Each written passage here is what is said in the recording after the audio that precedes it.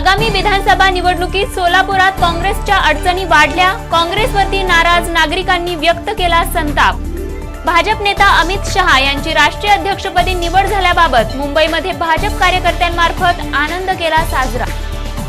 मुंबईतील आर्थिकदृष्ट्या गरीब असलेले विद्यार्थी जाणार अमेरिकेला।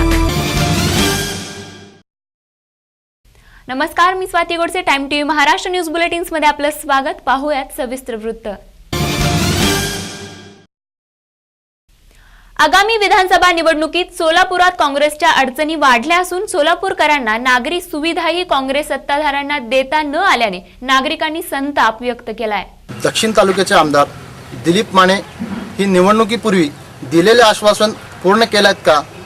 या ठिकाणी दक्षिण तालुक्याचे मतदार या ठिकाणी आहेत, आपण त्यांच्याशीच विचारूया। अद्याप इलेक्शन झाल्यापासून या परिसरामध्ये जे काही या परिसरातले आमदार म्हणा किंवा नगरसेवक म्हणा, कुठल्याही कार्यकर्त्याने किंवा कुठल्याही उमेदवाराने या परिसरामध्ये येऊन दिलेल्या आश्वासनाची पूर्तता केलेली नाही। या परिसरामध्ये 20 ते 25 वर्षापासून या परिसरात ही वसाहत वसलेली असून अद्याप महापालिकेला सुद्धा प्रत्येकजण टॅक्स भरतात। या परिसरातून जेवढा टॅक्स भरला त्याच्या 5% सुद्धा या परिसरामध्ये काम झालेलं नाही। काय पण सोडवले नाही ते आमच्या नगरमध्ये, काय पण सोय नाही, पाणी पण येत नाही आणि गटर पण नाही। आमच्या घराभोवताली सगळं पाणी थांबलेलं आहे, अजून परत कुठलीच सोय नाही, रोड नाही, काय नाही। आमदार माने हे मुख्यमंत्र्याचे जवळले मानले जातात, त्याप्रमाणे दक्षिण तालुक्याचा कायापलट त्यांनी केला आहेत का? दक्षिण मतदारातून काय कायापलट केलं ते आम्हाला सांगता येणार नाही, परंतु गजाननगरमध्ये काहीच केलं नाही हे नक्की आहे।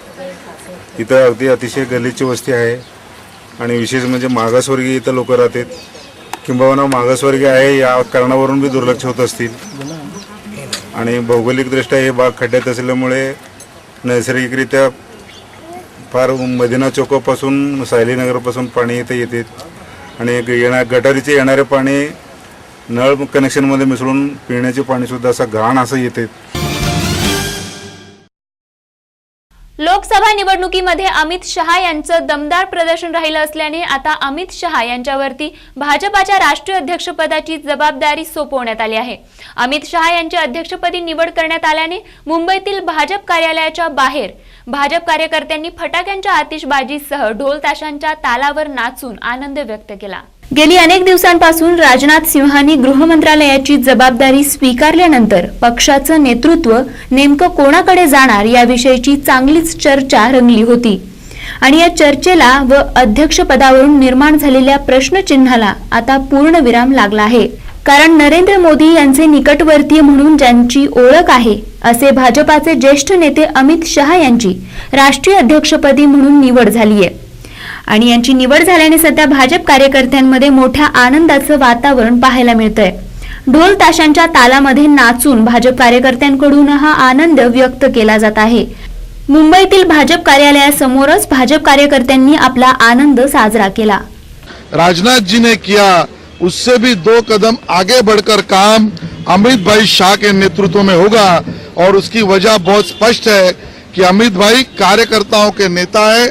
अमित भाई निचले तबके के कार्यकर्ताओं की भावना समझने वाले नेता है। अमित भाई कार्यकर्ताओं की बात नेतृत्व तक पहुंचाने वाले नेता है और एक वाक्य में अगर कहेंगे तो अमित भाई शाह इसका दूसरा नाम विजय, विजय और विजय है। और वही हमने देखा कि उत्तर प्रदेश में भी हमको विजय मिला और महाराष्ट्र के चुनाव में अभी से कांग्रेस राष्ट्रवादी कांग्रेस के नेताओं के पैर की नीचे की जमीन अब खिसक गई और भारतीय जनता पार्टी और महायुति का विजय निश्चित हो गया। अमित जी आते तो चमत्कार होता है और इसलिए अमित जी अगर अध्यक्ष बने तो पूरे देश में पार्टी को बढ़ाने का काम अब होगा, ताकत से बढ़ाने का काम होगा। मोदी जी का नेतृत्व सरकार में और अमित जी का पार्टी में, इसका महाराष्ट्र भाजपा को भी लाभ है क्योंकि अमित जी की पैदाइश मुंबई की भुवनेश्वर की है। अमित जी हमारे महाराष्ट्र के कोल्हापुर के दामाद है, एक अलग रिश्ता महाराष्ट्र की मिट्टी से उनका है और उसका लाभ हमको मिलेगा। और इसलिए आम कार्यकर्ता यही कह रहे हैं कि अमित जी आगे बढ़ो, हम आपके साथ हैं। विधानसभा चुनाव में मुंडे जी के देहांत के बाद एक जो पोखड़ी थी, एक जो गैप थी, वो अमित जी के आने के बाद अब भर निकलेगी और अमित जी का एक भरकस मार्गदर्शन के कारण हम विधानसभा में महायुति का विजय बहुत बड़ा हासिल कर पाएंगे। काँग्रेसचे नेता भाई जगताप यांची टाइम टीव्हीचे प्रतिनिधी ओपी मिश्रा यांनी मुलाखत घेतली। या मुलाखती दरम्यान जगताप यांनी साधलेल्या संवादामध्ये राजकीय विषयांवरती चर्चा केली। जो इन्होंने एक छलावा या फिर इन्होंने कहा कि अच्छे दिन आ गए हैं, आपकी राय में क्या ये अच्छे दिन है तो बुरे दिन क्या होंगे?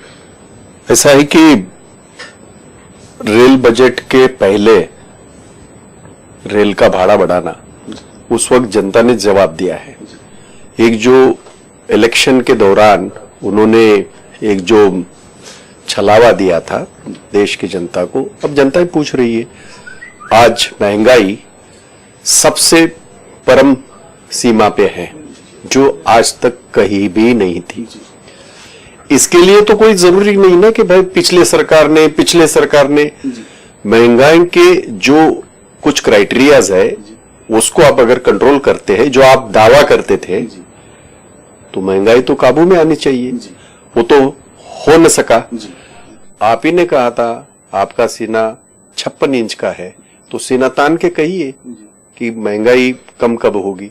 सीना तान के कहिए कि ये जो रेल बजट आया है इसमें गरीबों का कोई स्थान है नहीं।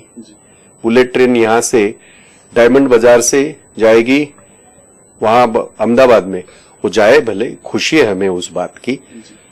बुलेट ट्रेन के लिए 60,000 करोड़ रुपए का आप इंतजाम कर सकते हैं, लेकिन गढ़चिरौली के किसी छोटे से कस्बे में या उत्तर प्रदेश के किसी छोटे से कस्बे में या कश्मीर के किसी छोटे से कस्बे में रेल डालने के लिए आपके पास पैसे नहीं है।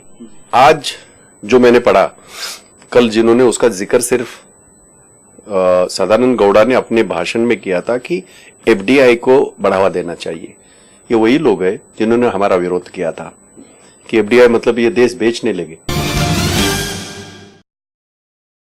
अमेरिकेच्या सेंट डियागोमध्ये होणाऱ्या विद्यार्थ्यांच्या एका संमेलनामध्ये मुंबईचे 5 विद्यार्थी सहभागी होणार आहेत। अमेरिकेच्या गैर सरकारी संघटन एंथोनी रॉबिन्स फाउंडेशन मार्फत ग्लोबल लीडरशिप संमेलनाचं आयोजन येत्या 20 जुलैपासून ते 25 जुलै दरम्यान केलं जाणार आहे। हेच ते 5 मुंबईचे विद्यार्थी आहेत जे अमेरिकेतील विद्यार्थ्यांच्या संमेलनाला सहभागी होणार आहेत।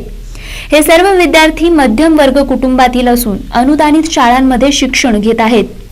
अभ्युदया ग्रोइंग टुगेदर संस्था मनपा शाळांमधून हुशार मुलांची परीक्षा घेऊन या परीक्षेत उत्तीर्ण होणाऱ्या विद्यार्थ्यांची शिक्षणाची सर्व जबाबदारी उचलत असते आणि या संस्थेअंतर्गतच या 5 मुलांची अमेरिकेतील विद्यार्थ्यांच्या संमेलनासाठी निवड करण्यात आली आहे। ये प्रोग्राम हाथ में लिया हमने 4 साल के पहले एक बच्चे को भेजा, तो वो लोग बहुत खुश थे। पासपोर्ट लेना, वीजा लेना बहुत डिफिकल्ट काम है, तो ताकत वाले आदमी का काम है।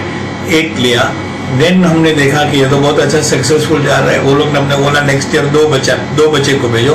हमने 2 बच्चे को भेजा, तो बाद में बोला कि अभी आप मुंबई से 5 बच्चे को भेजो।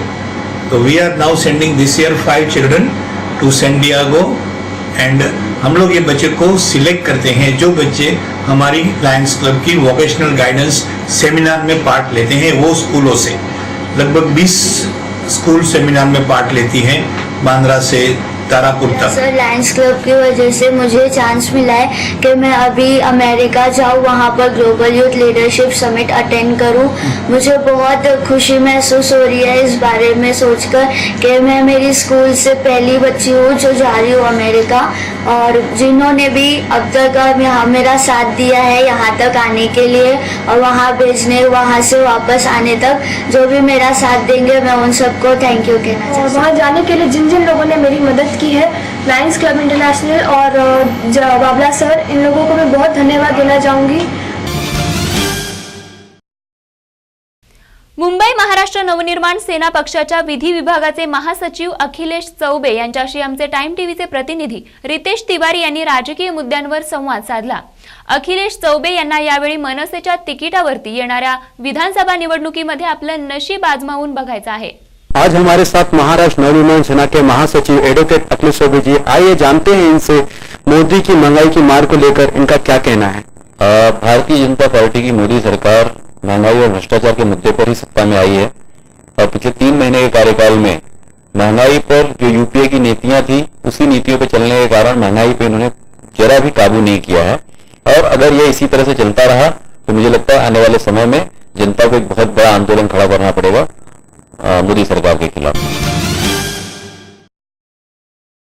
कांदिवलीच्या महानगरपालिकेचा स्विमिंग पूल अचानक बंद केला असल्याने या ठिकाणचे मेंबर नाराज झाले आहेत। या स्विमिंग पूलचे मेंबर असलेल्या व्यक्तींचं असं म्हणणं आहे की या सर्व व्यक्तींनी नुकत्याच काही दिवसांपूर्वी पूर्ण वर्षभराची मेंबरशिप रिन्यूअल केली होती आणि आता अचानक स्विमिंग पूल बंद केल्याने आमचं नुकसान झाल्याचं मत यावेळी त्यांनी व्यक्त केलं। महानगरपालिकेच्या स्विमिंग पूलच्या बाहेर उभे राहून मनपाच्या विरोधात घोषणाबाजी करत असलेले हे व्यक्ती महानगरपालिकेमार्फत संचलित स्विमिंग पूलचे सदस्य आहेत। या सर्व लोकांना जेव्हा याची माहिती मिळाली तेव्हा या लोकांनी मनपाच्या स्विमिंग पूल बंदच्या विरोधात घोषणाबाजी सुरू केली। या अचानक बंदमुळे या लोकांमध्ये मोठ्या प्रमाणात नाराजी पसरली आहे। मुंबईचे भाजप नेता आशिष शेलार यांनी टाइम टीव्हीशी संवाद साधला। दरम्यान बोलत असताना त्यांनी विविध राजकीय मुद्द्यांवर चर्चा केली। चला तर मग जाणून घेऊयात आशिष शेलार यांनी आमचे टाइम टीव्हीचे प्रतिनिधी अमित सारस्वत यांच्याशी साधलेला हा संवाद। में भारत की इकोनॉमी जिस कदर नीचे आ चुकी है उसके बाद उस इकोनॉमी को संवारना, ऊपर लाना, इन्फ्लेशन को रोकना, इस सब चीजों करने के लिए जो समय लगेगा वो समय मोदी सरकार को देने की आवश्यकता है। इस इन्फ्लेशन को मोदी सरकार जरूर कर पाएगी। डिले प्रोजेक्ट करती है तो उसके कारण महंगाई आती है। इस प्रोजेक्ट को भी करना था जिस समय में उससे ज्यादा समय चला गया, उसके कारण कॉस्ट एस्केलेशन हुआ और उस कॉस्ट एस्केलेशन ही वन ऑफ द रीजन है जिसकी वजह से मेट्रो के टिकट के दाम भी बढ़ गए। और भारतीय जनता पार्टी और शिवसेना या महायुति की सरकार आएगी तो जो दिन हमने बताया, जो समय हमने बताया, उसमें प्रोजेक्ट पूरा करना ये हमने करके दिखाया है। 15 साल से कांग्रेस एनसीपी, आप और शिवसेना के बीएमसी तक सीमित है। इस साल मोदी फैक्टर काम करेगा? बिल्कुल करेगा। मोदी फैक्टर यानी क्या? मोदी एक ऐसा नेतृत्व है जो सिंबल करता है ऑनेस्टी को। आज देश के प्रधानमंत्री मोदी जी बनने के बाद आम जनता तक पहुंचाने के लिए भारतीय जनता पार्टी प्रयास करेगी, हमारा नेतृत्व भी करेगा और उस आधार पर महाराष्ट्र का चुनाव हम जीतेंगे। साप म्हटलं की कोणाच्याही अंगावर अगदी शहारे उभे राहतात, पण वाघोलीतील एक चिमुरडी शाळकरी मुलगी मात्र कोणत्याही सापाला घाबरत नसून बिनधास्तपणे ती जिवंत साप पकडते। पौर्णिमा महावीर कद्रे असं या बालसर्प मित्राचं नाव असून ती इयत्ता 7वी मध्ये शिकत आहे। बालसर्प मित्र म्हणून ओळख असलेली पौर्णिमा सध्या विषय हायस्कूल मधून इयत्ता 7वी उत्तीर्ण झाली आहे। पौर्णिमाला लहानपणापासूनच प्राण्यांविषयी कुतूहल वाटायचं, त्यामुळे ती नेहमीच मांजर, कुत्री, माकड, पक्षी या प्राण्यांवर प्रेम करायची। साप हा आपला दुश्मन नसून मित्रच आहे असे धडे तिने आपल्या सर्पमित्र वडिलांकडूनच लहानपणापासून घेतले होते। पौर्णिमाने आतापर्यंत धूळ, नागिन व तस्करासारखे अनेक जिवंत साप पकडून त्यांना जीवनदान दिले आहे। पौर्णिमाचे वडील महावीर कद्रे 25 वर्षापासून साप पकडतात। त्यांनी आतापर्यंत साधारण 2 ते 2.5 हजार जिवंत साप पकडले आहेत। यामध्ये कोब्रा, घोणस, मणियार अशा विषारी सापांचा समावेश आहे। यामध्ये सर्वात जास्त घोणस पकडल्याचंही त्यांनी सांगितलं। घोणस, कोब्रा, मणियार हे साप चावल्यास 1 तासाच्या आत उपचार झाला नाही तर मनुष्य दगावण्याची दाट शक्यता नाकारता येत नाही, असं त्यांनी या माहिती अंतर्गत सांगितलं। पौर्णिमाचे वडील पौर्णिमासह कोणतीही आर्थिक अपेक्षा न करता वाघोली परिसरात कोणाच्याही घरी साप निघाल्यास रात्री अपरात्री त्याला पकडण्यासाठी जात असतात।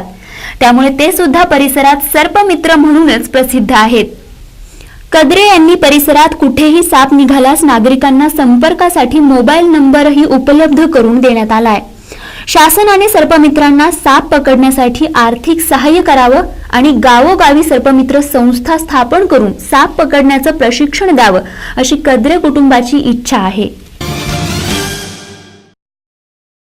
आणि या न्यूज बुलेटिन्समध्ये वेळ झाली आहे इथेच थांबण्याची। तुम्ही पाहत रहा टाइम टीव्ही महाराष्ट्र न्यूज। अचूक वेळ, खरी गोष्ट। नमस्कार।